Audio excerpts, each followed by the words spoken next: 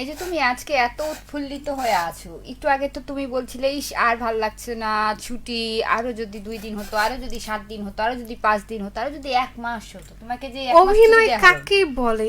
কি ট্যালেন্ট, কি ট্যালেন্ট বলা অভিনয়। তো ঋতিকার কাছে আসুন, ক্লাস করবেন সম্পূর্ণ ফ্রি। আমি শুধু বলেছি 2টা দিন, এই 2টা দিনেই কেন আমরা আটকাই? হয়েছে বড় মানুষ হয়েছ।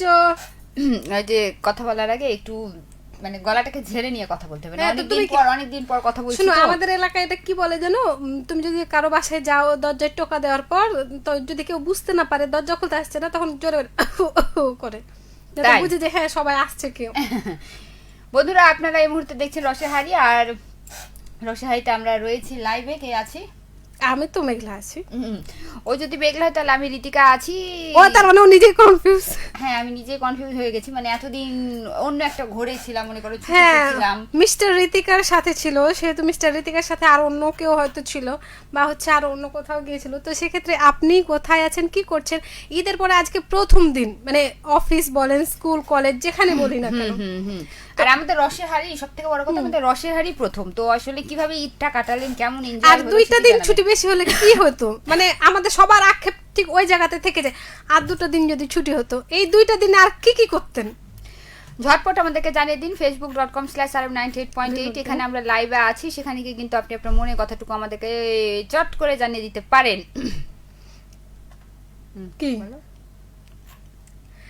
জানিয়ে যখন দিবেন, তখন এই মুহূর্তে হয়তো আপনি আপনার কাজটি, দৈনন্দিন যে কাজটি, সেটি শেষ করে ফেলেছেন, কিংবা নতুন করে আবারও কাজ শুরু করেছেন। হতে পারে আপনি বাসায় রয়েছেন, আপনার কর্মক্ষেত্রে রয়েছেন, কিংবা কোনো যানবাহনে রয়েছেন। আর আমাদেরকে ঠিকঠাকভাবে একটু আগে বলে দিই, আমাদেরকে ঠিকঠাকভাবে দেখা যাচ্ছে কিনা বা শোনা যাচ্ছে না কিনা, সেটা কিন্তু অবশ্যই আমাদেরকে জানাবেন।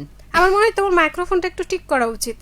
আমার মাইক্রোফোন, কিন্তু আমার কাছে মনে হয় আমার মাইক্রোফোনটা ঠিক করাই আছে। ঠিক নাই, কারণ হচ্ছে ওখানে শব্দ যাচ্ছে না, আমি দেখতে পাচ্ছি। তুমি শব্দ যাচ্ছে না দেখতে পাচ্ছ? মানুষ শব্দ যায় না দেখে, এটা শব্দ আজকাল মানুষ শোনে না, সরি মানুষ দেখে। তোমার কথা শুনে আমার মাথা চক্কর দিচ্ছে। তুমি তো মানুষ শব্দ শোনে, আমি আজকেই প্রথম, এবং মানুষ তো শব্দ শোনে, মানুষকে শব্দ দেখে।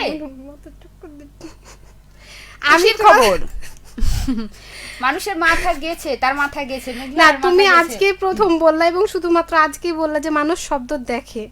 তুমি এটা বললে যে তোমার শব্দ যাচ্ছে না, এটা আমি দেখতে পাচ্ছি। তুমি কি দেখে না, তুমি এটা বলেছো, তুমি এটা বলেছো যে তোমার শব্দ যাচ্ছে না, আমি দেখছো। এটা কিন্তু সাক্ষী থাকলো, ক্যামেরার সামনে আমি তোমাকে দিচ্ছি, তুমি ভুলভাল বকছো। আচ্ছা, আমি যদি ভুল, আচ্ছা ভুল তো বুঝলাম, ভালটা কি? ভালটা এটাই যে তুমি যেটা স্বীকার করছো না, সেটাই। দেখুন, আমরা কি স্বীকার করি না করি সেটা হচ্ছে বড় কথা নয়। বড় কথা হচ্ছে ঈদের পরে যে আমেজটা সহজে কাটতে চায় না, সেটা হচ্ছে দাওয়াত, বিভিন্ন ধরনের দাওয়াত। আমি কিন্তু অলরেডি 2-3টা দাওয়াত খেয়ে ফেলেছি। তুমি কি কোনো দাওয়াত খেয়েছো?